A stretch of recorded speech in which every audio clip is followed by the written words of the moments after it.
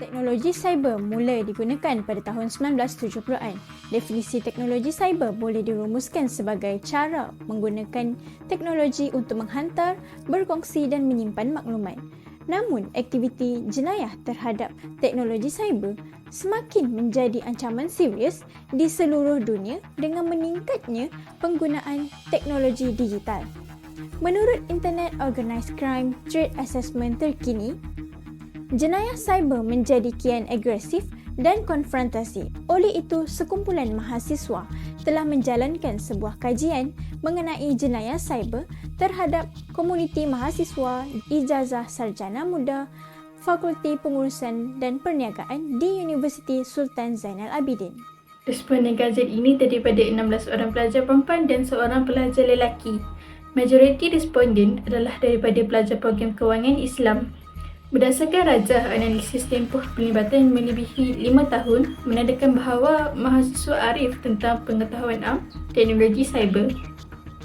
Menyatakan bahawa ramai yang menggunakan teknologi ini melebihi 5 jam sehari kerana ia memberi akses untuk berkomunikasi dalam jarak jauh, memudahkan urusan pencarian maklumat dan melayari media sosial untuk hiburan alam maya. Terdapat beberapa jenis jenayah cyber yang pernah dihadapi oleh pihak komuniti yang terpilih. Data yang diperoleh menunjukkan 35.3% daripada responden pernah menjadi mangsa penipuan transaksi bayaran, manakala 23.5% pernah terlibat dalam kes perkongsian maklumat palsu. Selain itu, jenayah cyber seperti penggodaman, kecurian maklumat dan penyebaran virus menunjukkan 17.6% mangsa pernah menghadapi masalah ini. Jenayah seperti pengintipan turut berlaku sebanyak 5.9% dalam kalangan mereka. Walau bagaimanapun, dikatakan separuh daripada responden tidak pernah mengalami mana-mana isu jenayah cyber. Berdasarkan data, ramai antara responden iaitu sebanyak 88.2% menggunakan VPN antivirus atau anti-malware sebagai perisai aktiviti jenayah cyber. Ini menunjukkan responden sedar tentang kepentingan keselamatan bagi menghadapi jenayah cyber. Walaupun begitu, Prof. Madya Dr. M. Silva Kumar berkata, sememangnya tiada perisian antivirus yang boleh mencegah jenayah cyber kerana modus operandi sindiket lebih jauh ke hadapan berbanding mana-mana aspek keselamatan yang ditawarkan. Tambahan pula, 88.2% dari komuniti kajian melakukan perkongsian maklumat peribadi secara atas talian.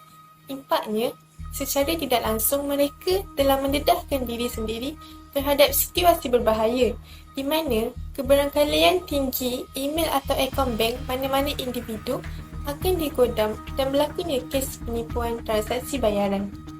Dalam menjalani kehidupan yang penuh dengan kemajuan sains dan teknologi ini, penggunaan optimum rangkaian internet telah menjadi akar umbi kepada penyebaran berita palsu yang kian bermaharajalela. 25% daripada komuniti yang dikaji pernah menghadapi senario jenayah cyber.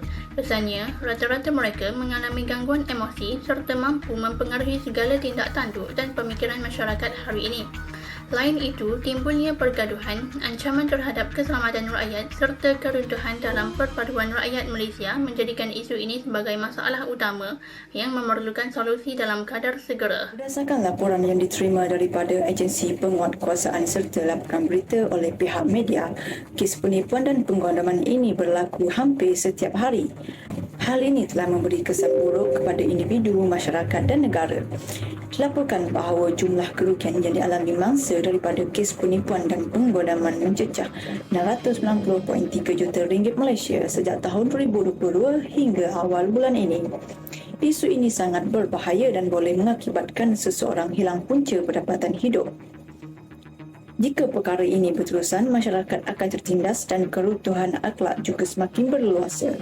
Kemerdekaan negara bukan sahaja terletak pada pembebasan tanah jajahan semata, namun turut berlandaskan jiwa dan minda rakyat yang bebas dari pemikiran sesat serta mempunyai pegangan agama dan akhlak yang utuh. Dia suruh saya buka website IPD Perak sebab kan talian tadi daripada talian. So diorang cakap diorang akan call lagi sekali guna nombor tu. Tapi depan tu 87. Belakang tu memang betul nombor IPD Perak lah. Dia mula soal saya, barang tu awak tahu tak barang tu tak boleh hantar katanya. Dia buat takut, memang betul-betul takut time tu. Sebab macam polis, dia ada bagi tahu minta nombor mak ayah untuk adik-beradik. Lepas habis pada tu dia orang cakap laporkan ke IPD Bukit Aman katanya. Kemudian dia orang cakap nama saya ada dalam sebagai subahat untuk pengeluaran duit haram semua. Penglibatan dalam gejala jenayah cyber perlu dibendung habis-habisan kerana ia mendatangkan kesan yang buruk terhadap seseorang individu. Mengikut Seksyen 233-1 Akta Komunikasi dan Multimedia 1998, seseorang yang secara sedar menggunakan kemudahan rangkaian atau perkhidmatan rangkaian dan lain-lain secara tidak wajar seperti mewujudkan dan membuat apa-apa komen atau sebarang komunikasi yang jelek sifatnya dengan niat untuk menyakitkan hati atau menganiaya orang lain jatuh dalam melakukan satu kesalahan undang-undang. Sekiranya didapati bersalah, pelaku akan dikenakan denda tidak melebihi RM50,000 atau dipenjara tidak melebihi 1 tahun atau kedua-duanya. Ingat, cegah sebelum terlambat. Hasil kajian telah memberi kesedaran tentang kepentingan pemahaman mendalam mengenai dunia digital. Sebagai mahasiswa, mereka seharusnya mengambil tahu dan cakna tentang pelbagai isu jenayah cyber. Antara tips yang perlu dilakukan oleh pelajar dalam usaha memerangi jenayah cyber ialah elakkan diri daripada menggunakan Wi-Fi percuma di tempat awam bagi mengurangkan risiko serangan.